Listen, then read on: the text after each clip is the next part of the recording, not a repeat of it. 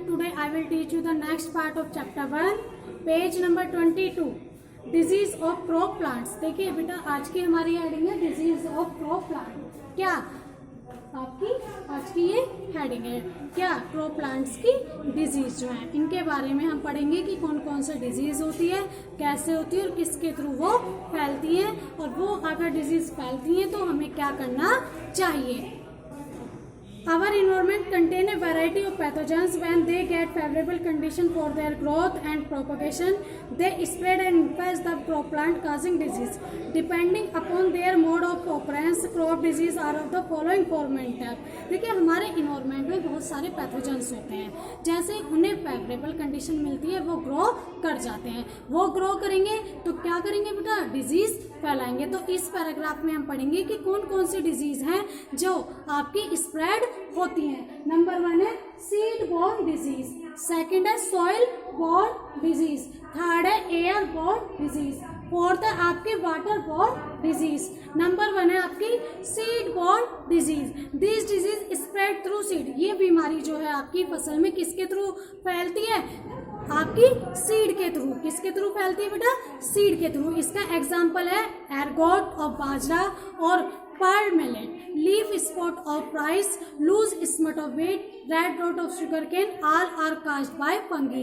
ये सारी बीमारियां आपकी सीड के थ्रू फैलती हैं और आपने देखा हो, आप मोस्टली सभी लोग गन्ना खाते हैं, आपने देखा वो अंदर से रेड निकल जाता है। कैसा निकल जाता है बेटा, रेड। तो उस डिजीज को बोलते हैं red rot of sugar cane. ये सारी आपकी जो डिजीज है किससे फैलती है बेटा, फंगी से। किससे, फंगी से। सेकेंड है आपकी soil borne disease. This disease spread through the soil. किसके थ्रू स्प्रेड होती है, सॉइल। सॉइल मीन्स बेटा मिट्टी, एंड मोस्टली अफेक्टेड रूट। ये आपको पता है आपके पौधे का कौन सा पार्ट सॉइल में होता है बेटा, रूट होती है। तो ये किसको सबसे पहले इफेक्टेड करेगी, रूट को। And stem of crop plant, आपका एग्जांपल है smut of bajra, tikka disease of groundnut. आपका स्मट ऑफ बाजरा और टिक्का डिजीज जो होती है आपकी किस में बेटा, ग्राउंडनट में। ये आपकी बेटा कहलाती है सॉइल बोर्न डिजीज। थर्ड है आपकी एयर बोर्न डिजीज। क्या, जो हवा के द्वारा फैलती है। पहली डिजीज कौन सी थी, जो सीड के थ्रू फैलती थी। दूसरी डिजीज कौन सी थी बेटा, सॉइल के थ्रू फैलती थी। सॉइल के थ्रू जो फैलती है वो किसे इफेक्टेड करेगी, आपके रूट को और स्टेम को। किसको, रूट से बढ़ते हुए वो बेटा कहाँ पहुंचेगी, स्टेम में। तो आपकी फैलेगी किसमें, रूट और स्टेम में। अब आपकी थर्ड है एयर। एयर मीन्स हवा के द्वारा। इसमें है आपका this crop disease are transmitted by the air. Example है rust of wheat, blast of rice etcetera. Airborne disease attack all aerial parts of the plant, leaf, flower and fruit. देखिए, आपकी जो एयरबोर्न डिजीज है वो आपकी किसके attack करती है, लीफ को, फ्लावर को और आपके फ्रूट को। और इसके एग्जाम्पल है आपके बेटा blast of rice, rust of wheat. ये हैं आपके क्या है, इसके एग्जाम्पल है इस डिजीज के। आपकी फोर्थ है वाटर बोर्न डिजीज। किस, क्या है बेटा, वाटर बोर्न डिजीज, जो डिजीज आपकी पानी के द्वारा फैलती है।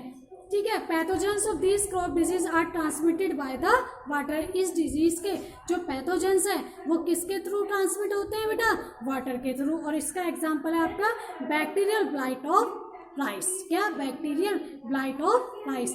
Control of crop disease. अब इन बीमारियां को, ये जो आपकी एयर, सीड, सॉइल और आपकी क्या है बेटा, वाटर, इन बीमारियों को फैलने से रोकने के लिए हमें क्या करना चाहिए।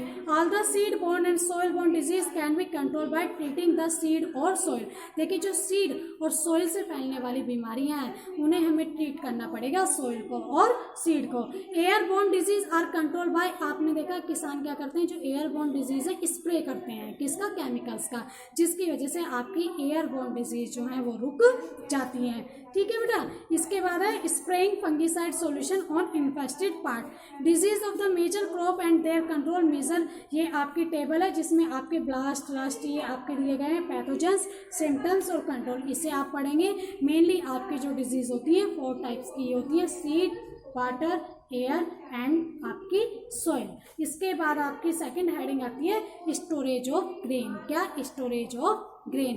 क्या करना बेटा, ग्रेन्स का रख रखाव या उसे कैसे स्टोर करना चाहिए। देखिए, अगर जो बच्चे एग्रीकल्चर से डिपेंड करते हैं, जिन्होंने घर पे एग्रीकल्चर का वर्क होता है, आपने देखा जब गेहूं की फसल होती है तो गेहूं की कटाई और उसे प्रिपेयर पूरा, जब गेहूँ की फसल तैयार हो जाती है, उसकी कटाई होती है और उसकी क्या होती है बेटा, गेहूँ को मशीन के द्वारा आपके किससे अलग किया जाता है, पौधों से अलग किया जाता है। ठीक है, हाथ से उसका भूसा अलग कर दिया जाता है और गेहूँ अलग कर दिया जाता है, उसे साफ किया जाता है।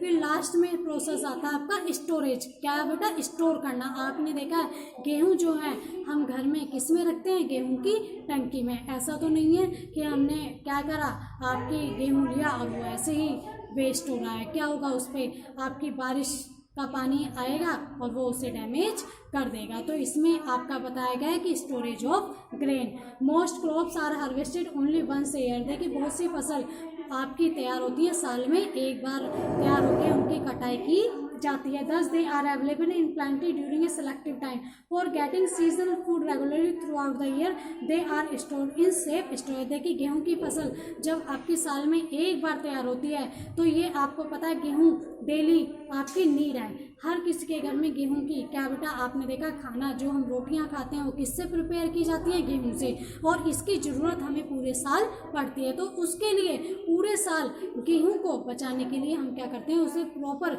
वे में स्टोर करके रखते हैं ताकि उस पर मॉइस्चर और किसी पैथोजन का इफेक्ट ना पड़े।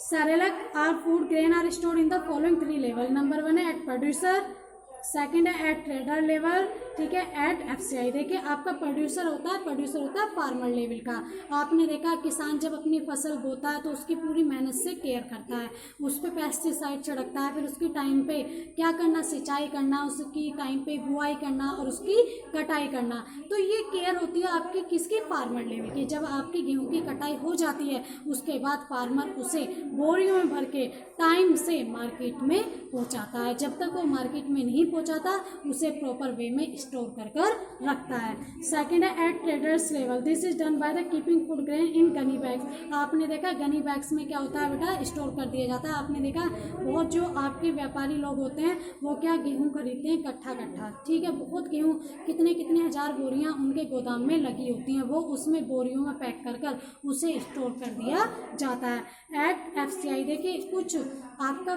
गेहूं जो है food corporation of India government के अंडर भी स्टोर होता है। ये आपके क्या है बेटा, ग्रेन्स का स्टोरेज। क्या है बेटा, ये ग्रेन का storage. During storage grain and seed are subjected to spoilage and wastage of by various means. This loss has been estimated 9.3% annually. देखिए बहुत सारा आपका जो ग्रेन्स है हर साल बर्बाद हो जाता है। ये है 9.3% एनुअली, हर साल 9.3% जो आपके ग्रेन्स हैं वो डैमेज हो जाते हैं। During storage damage of grain can take place by following 2 main type of factor. देखिए कुछ आपने देखा है कभी कभी हम गेहूं घर में स्टोर करते हैं और उससे क्या करते हैं, पैथोजेंस की वजह से वो इफेक्टेड हो जाता है और ख़राब हो जाता है। कभी कभी आपने देखा चावल में कीड़े हो जाते हैं, ठीक है, ऐसे गेहूं में सुरसुरी हो जाती है। तो ये आपके जो है बेटा आपके क्या है, ऐसे फैक्टर हैं जो आपके ग्रेन्स को डैमेज कर देते हैं।